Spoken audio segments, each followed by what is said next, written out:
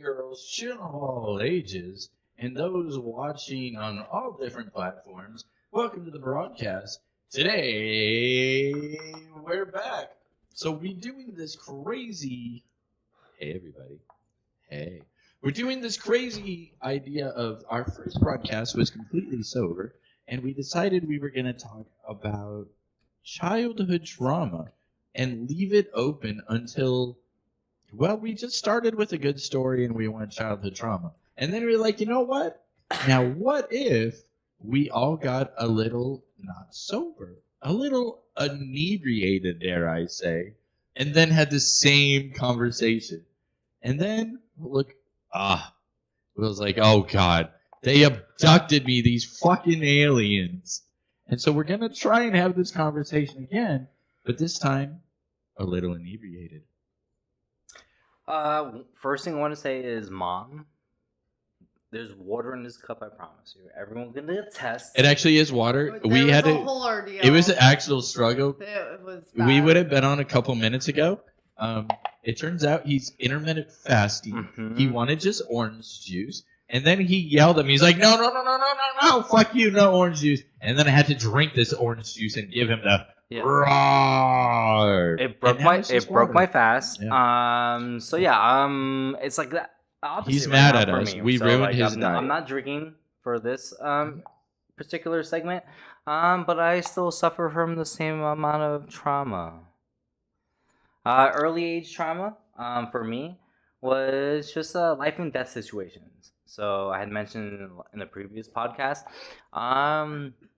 One of the scariest moments of my life was when it's my first memory. About 2.5 years old, my brother's an infant. My mom is walking through Fifth Avenue in Brooklyn, and I know one thing for sure, right? I have to hold on to the carriage. I have to listen to what my mom says.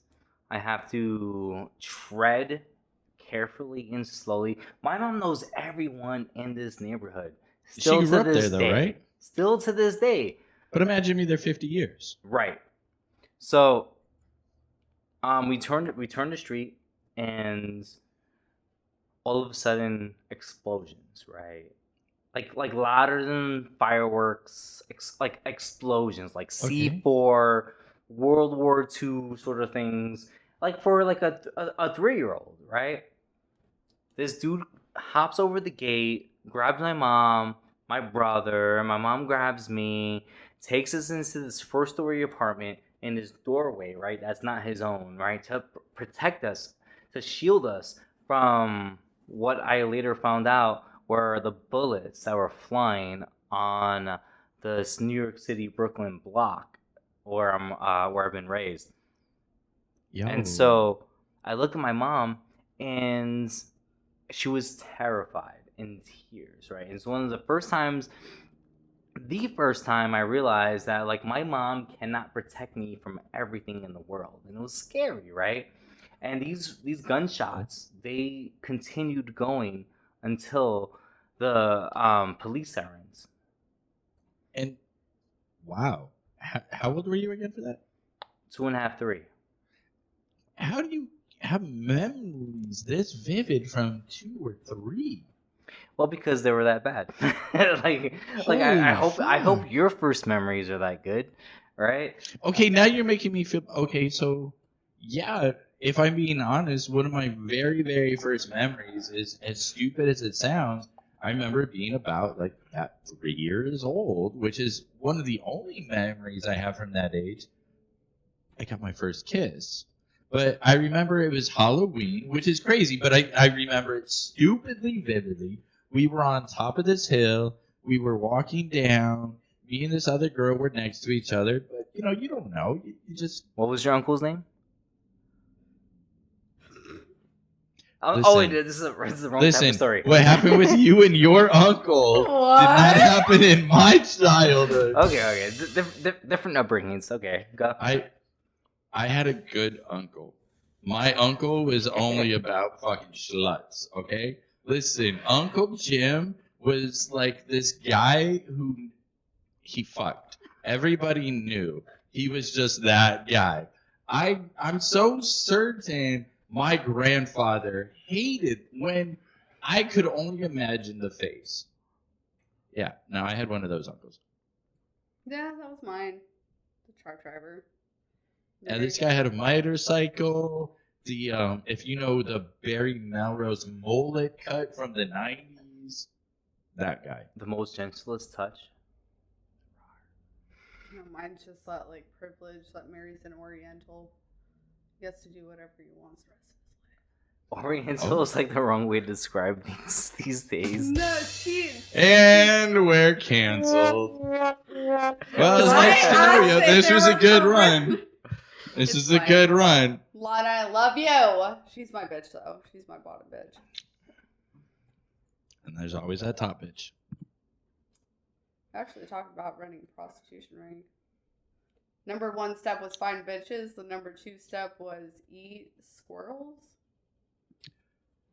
Someone came up with number 2. I said that was too strong for number 2. That should be like a 4 or 5 if and whether that should be included or not. But this is Vegas. Do we really need to I don't end even up know in if there are prostitution? squirrels. Can we just rent a big warehouse and throw a party? You just honestly But listen. for like you just need volunteer like prostitution. volunteer. But like safe and regulated. Where did this go? Like with the FCC. How did we get here? But like Belgium, Amsterdam. You can regulate it. Wait, Safe What? times. wait, Safe What? times. wait. What? I feel like there's like a lot to unpack right here. Well, can you- it's- Can you unpack all of this? I can't. Like first, like so squirrels. That Squirrel. was. I think somebody was fucked up in the chat. I asked what number 2 was. I made the solid number 1, but number 2. A squirrel. It made it business- seem like The business partners that I chose might be questionable, but at the time, also like cult leader worthy. I feel See the right now. I screen? was like, See the a screen? little bit. Scream? Squirrel. Oh, see, that was my defense. I said, why would you want to kill a squirrel? And he made a really, like, disturbed rap song about it.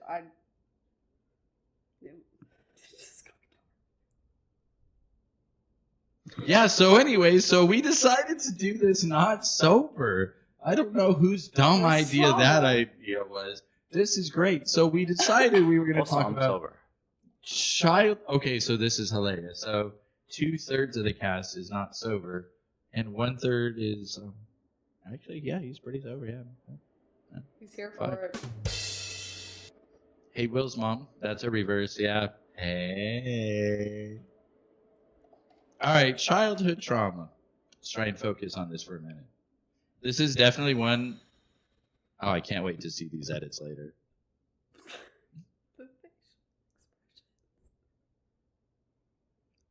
So neither of you had any tics growing up? 6. Yeah. So I'm from the East Coast, right? Where Lyme disease was discovered. No, So- not those kind of tics. So, wait, no. No. No, I'm talking about like. No. No, yeah. no, So I mean, no, like, no. check it out. Check it out. Like, let me Not those finish. ticks. Let me finish. Right. Okay. Lyme disease was discovered on the East Coast, in a city, in Old Lyme or Lyme, Connecticut. Right. And so, like, we learned straight away, stay away from the tall grass. Stay away from the tall grass, and that has many other repercussions than you actually realize. When in my neighborhood, when we'd go to the park, my mom would tell me to watch out for the soft stuff and the pointy stuff. The soft stuff being dog Wait, shit, What? and the pointy stuff being used Oh. needles. And so I remember playing in the playground Okay. and, you know, like watching out for the dog shit because no one in fucking New York walks their fucking dog and picks up their shit. Facts. But then at the same time, coming across used needles. Like I remember seeing my first used syringe, and it's fucking epidemic at the time, right? And it's almost like the only thing I can relate it to is someone in the West Coast, in the desert, who has grown up in this sort of environment, like watching out for rattlesnakes, right? Those were my rattlesnakes. These used syringes. You don't want to Oh, you shit. don't want to fall into the dirt. That's a deep analogy. Right. Yeah. And that was how I grew up. It's a good thing someone's sober. We needed an adult in the room. Coherence is nice. It is. How do you spell coherence again? C-O. No.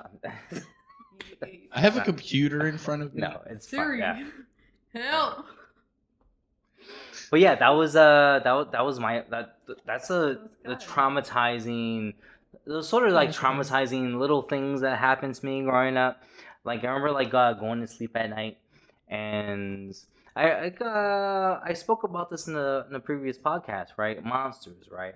Mm-hmm. For me, like the things that go bump in the night, I love those things. I love vampires. I love werewolves. I love zombies. I love mummies, right? Because all of those monsters had like a means of destruction. I can always beat them, right? I can like go get the tablet for the mummy. I can have a silver bullet for the werewolf. I can shoot the zombie in the head. There's always a kryptonite.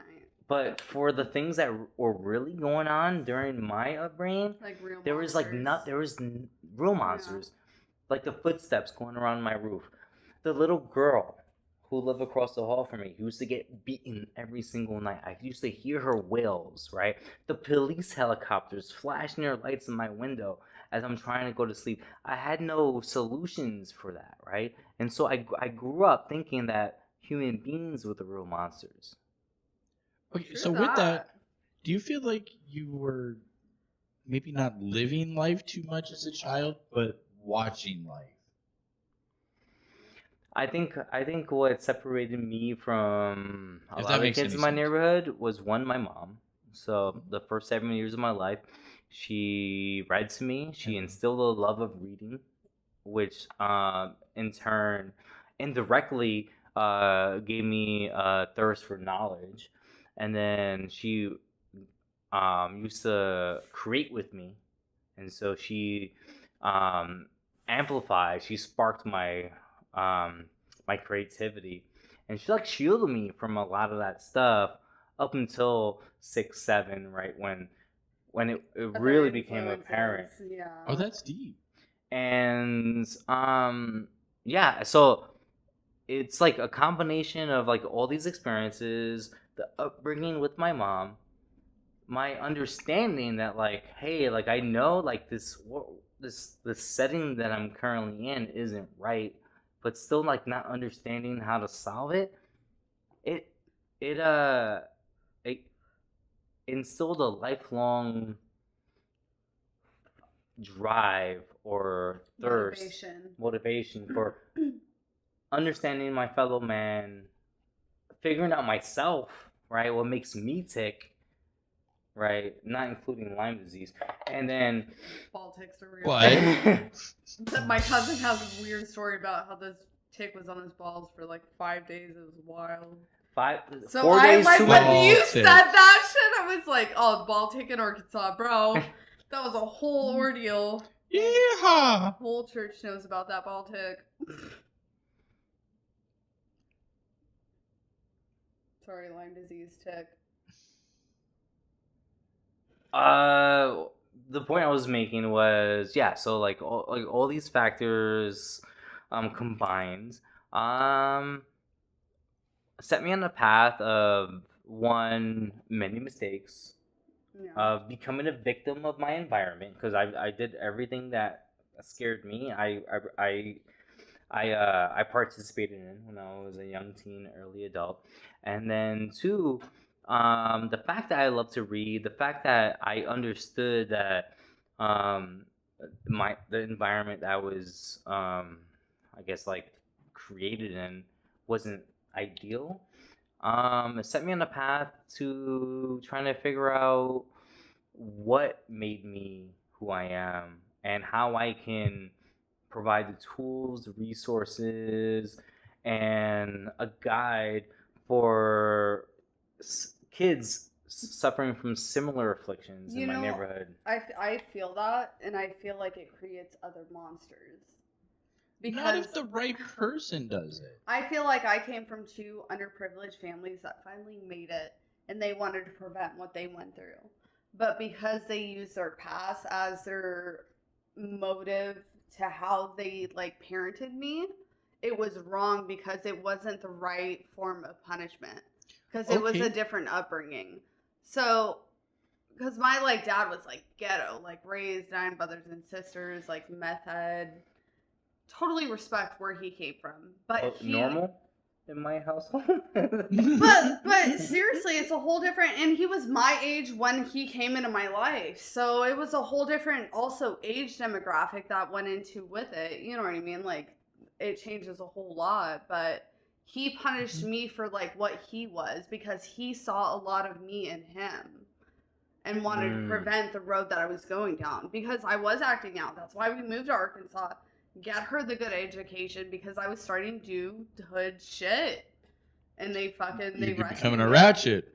Yeah, but he took it too far to where he was punishing me by like taking away my makeup, like self-esteem. You know what I mean? Like he kind of got taking away the girl power. It's like punishing the kid and taking away music and art and crafts, right? Same thing. Absolutely. Yeah, I would say the same thing. So was the move to Arkansas beneficial or detrimental to your upbringing? I feel like it cultured me a lot. Yeah. It cultured me a lot. You know, it's a huge difference because I grew up... Diversity? Yeah, I grew up with my mom's, like, side. That was all European. Like, I was the firstborn American. Like, they spoke Flemish around me. And then her marrying... First one was super abusive. Like, that was the first stepdaddy. Actually, second stepdaddy. Third one, that one is my adopted dad now, and we went through a lot of rocky paths to get to where we are now, but it was hard. So just growing up from that dynamic on top of moving, you know, living in Vegas, moving to Arkansas, moving back, it was a lot. Definitely a lot. But you learn a lot that, like, this isn't just, like, what the world is. You know what I mean? That Vegas... Well, okay, so back to it because I actually thought this was a good one. I do feel like someone like Will, best example, and it definitely takes me drunk to admit this. Will is actually really good on when I say stupid shit, especially about female stuff.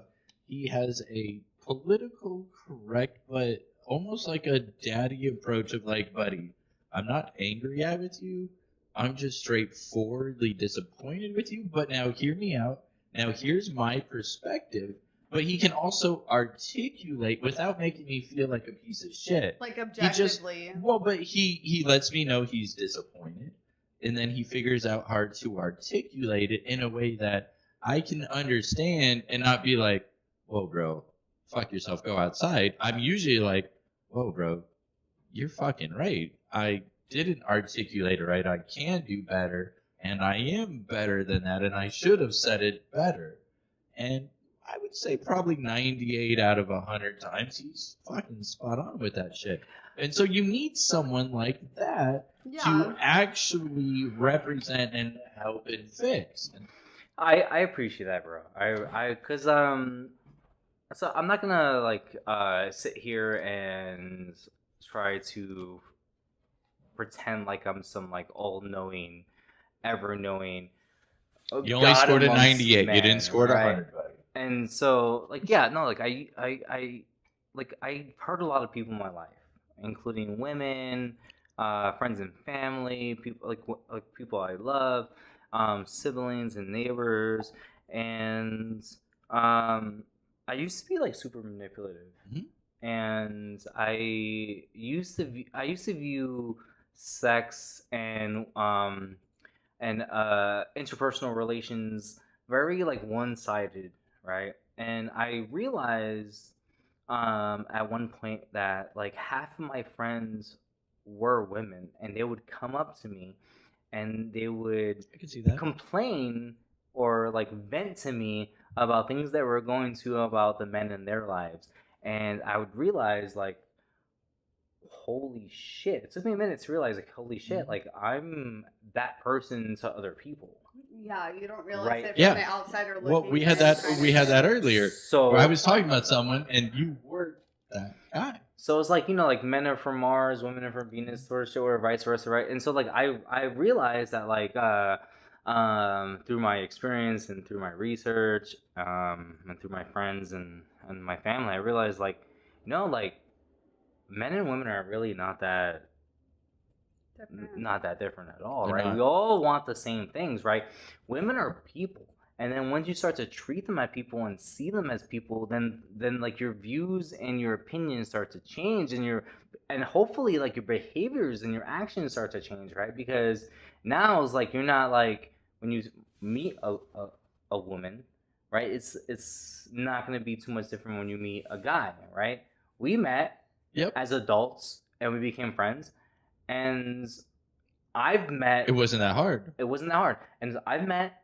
And I understand, and I've met other women your age and my age, and we're still friends, right? And so as long as you understand, like, Yes, there shouldn't be a sexual objectification, like as to Exactly. like a relationship. Like guys and girls can be friends. So when I was heavier, I had my bro group that would come over, watch Talladega Nights with my dad. Like I went to bonfires. Like I was the bro. And when I lost the weight and I got my boobs done, You couldn't be the bro anymore. they looked at me different and they treated me different. And I said, fuck everybody. I said, you guys aren't in it for the right reasons. I was like, I'm the same person.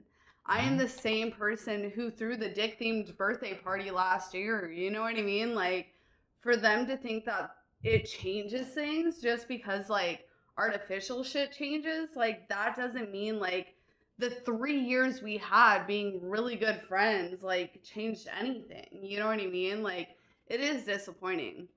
But it shouldn't be like that. You know what I mean? Well, isn't that the human nature tendency, unfortunately? No, it's not human nature, bro. Because You what don't it is. disagree? No, yeah, I do, because I didn't have any sexual feelings for them when I was You both heavy. disagree then. I 100% disagree, because as a society, right, we have Sexually objectified. Yes, we have.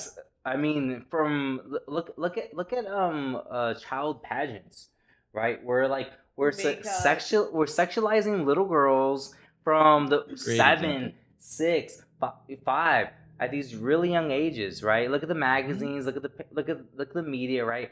It's just like there's this over sexualization of women, right? That is just obscene and it goes way too far, right?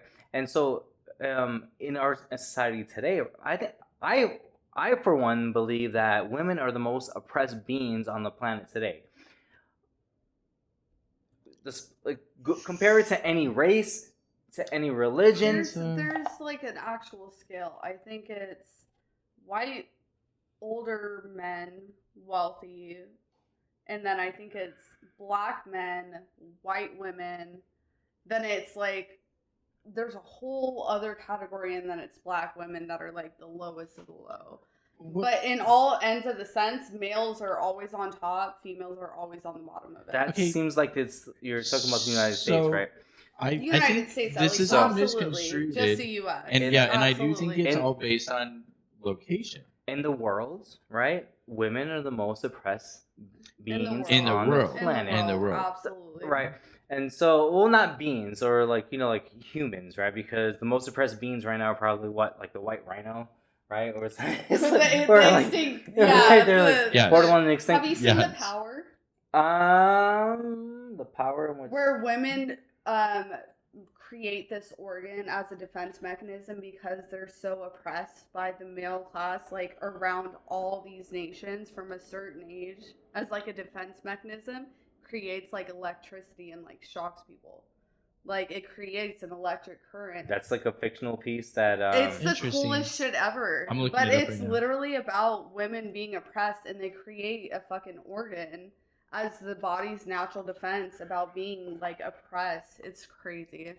I just finished it, but like if you're into that I just I don't know how we got on this topic, but I'll tap into this easily.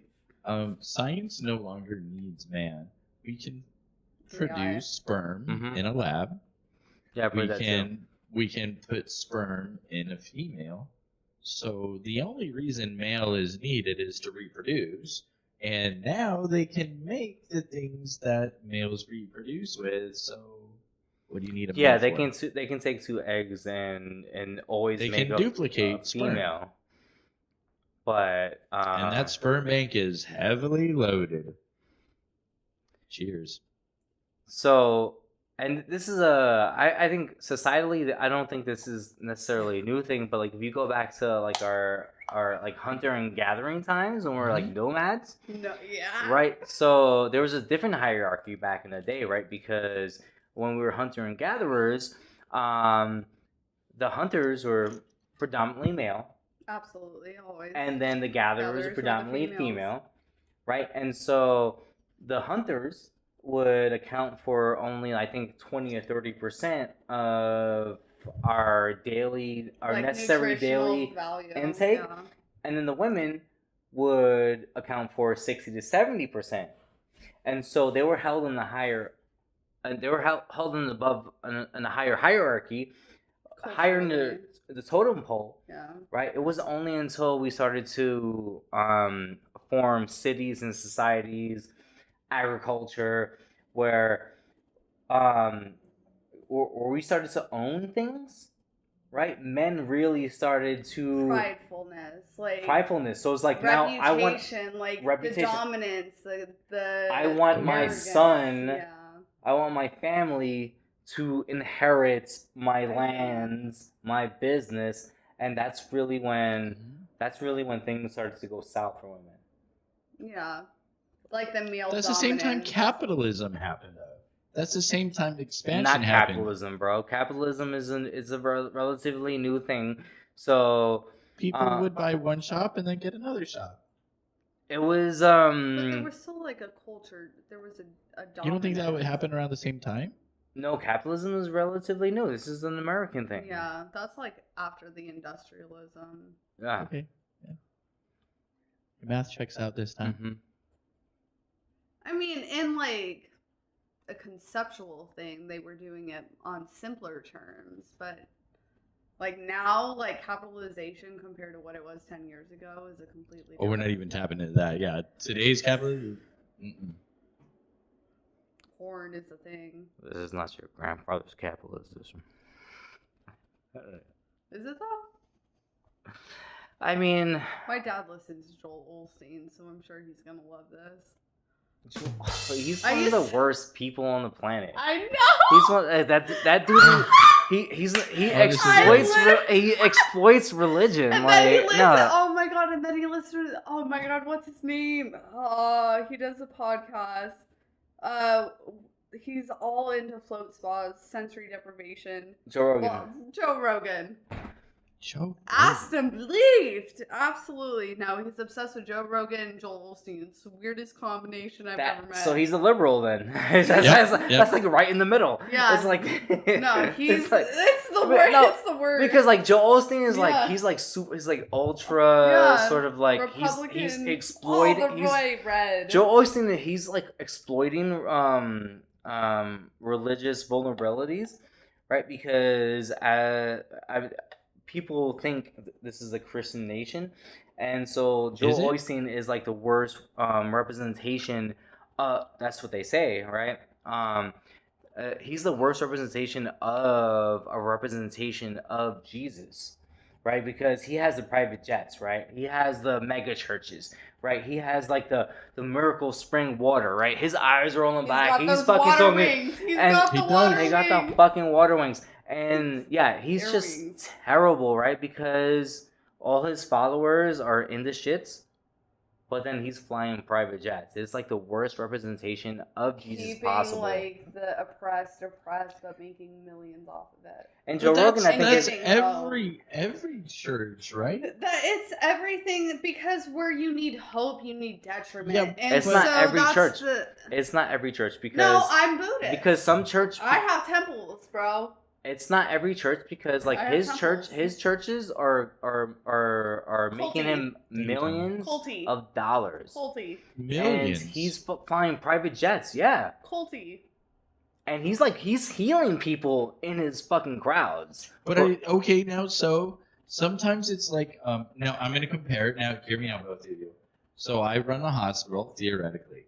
I have a brain surgeon. The brain surgeon does surgeries that nobody else can do. And this brain surgeon now brings in more money than all of my doctors combined. Same thing. This priest heals people does things that the others can't do. Supposedly. So because of his reputation of doing things and being a bigger earner, bringing in more money, I know that's why I put the time up there. This is the unfortunate result. And so some people don't know how to stay humble. And I guess we could table this for next week. It could be a good conversation of money. Because there's a guy in India who could potentially be the richest man in the world, but he makes $0. And he goes around and lives with people, does advertisements, does so many things free. I would. Being humble Free. is the greatest. And so Joel he has Osteen no money. does not do anything for free though. That's what I'm so saying. That's Right. a humbling if you have to experience. pay to play, he exploits people's vulnerabilities for financial gain. finding spirituality and finding I think this is a great topic for forgiveness. next week, by the way, you guys. Right, forgiveness. This guy, he exploits. There's nothing redeeming about him. There is nothing true about him. He is one of the people who have found a weakness in the human psyche, right? But there's a especially weakness in the in United everybody, States. and that's the especially in the shitty United part. States. He is. Joel Osteen. If evil exists, Wow. that's him. Wow. There's a lot of strong That power sucks, you guys. That creates sucks. monsters, real monsters. You know what I mean? And I feel like detriment, living in the hood, creates motivational speakers. That's like the hope. You know what I mean? Like Yeah, look at privilege this guy. He's a creates motivational speaker monsters, right and there. oppression creates like actual leaders. If that makes sense. It does. Some people speak and some people actually lead and change. You're either about that life or you're not, right? That's why I'm here, guys. I'm trying to change. That being Underwear said, tomorrow. I'm so degenerate. I'd like to tap into this next week if we could. Could this be like a topic? Will, you look very comfy. This would be amazing. And I know you I hate feel the like close-ups. for as drunk, No, like Will is sober. Will hates the close-ups, so this is a great 2-for-1. Will, could you close us out? Oh, wait. But before we go, For next week, I think it would be great because I think it'd be a good topic. For me, I thought for a moment in my life when I was younger that I thought I was chosen by God to bring people to the promised land, to change the world. Okay, well, And now I don't believe in God at all. So so that being said, I think this would be a great one where when we're both on the same level of inebriation, we could actually finally argue and debate like intelligent males, and at the end of the day, shake hands, hug, and say I love you. Because I think it's something that we're both going to disagree about, but in a way where I think we can talk about it educationally. I feel like you just want to give him a hug. I do, but that's going to be next week. wait, so are you for religion? I am actually still, yeah. Okay. I Oh, feel yeah. like religion has Yeah. to bring cohesion Yeah, no, I am, amongst yeah. a social. I do. There has to be a reason. I do believe in ascension, and I do still believe in God. Yeah, I do. I don't believe in God though. I don't- believe I in do the not attend essential church. Of religion. in Well, so the key society. word there, the number one for me personally, is I absolutely believe in ascension. 100%. You're Well, not going to be able to talk me Our out of ascension. determination. Ascension is like meditation, though. Right, And like, well, and like well, yeah, it's just like ascension Our and religion, interpretation right? Which is why I said of- this could be so right. good. Yeah. It's a good Okay. one. So yeah, Took you so into- next But- week I'm bringing the Kool-Aid. Are there drugs in the Kool-Aid? No, there's cyanide. Well, sign us out. Thank you, everybody, for hanging out. We'll see you next week. We'll see you next week, guys. I'm Will. That's Tara. I can't do. And God damn it, Smell. I'm the Mad Hatter, baby. I Yeah. drink the second drink. Yo, Let's thank you go. everybody for hanging out with us. You know what? They all gave me a minute before we sign out. God bless each and every one of you. Thank you for hanging out with us. I hope you have a great week. Please subscribe. Please watch the replay. Please tell your friends. Holy titties. We like to have conversational stuff. We just need a bigger audience, maybe. Tell your friends. tell their friends. He's smoking a cigarette, y'all. I recommended that suggestion in the suggestion box. Keep it up in the suggestion box, everybody. I'll see you next week. I love you. Oh, Bye, Anne. and I like pie. Do And you really like pie?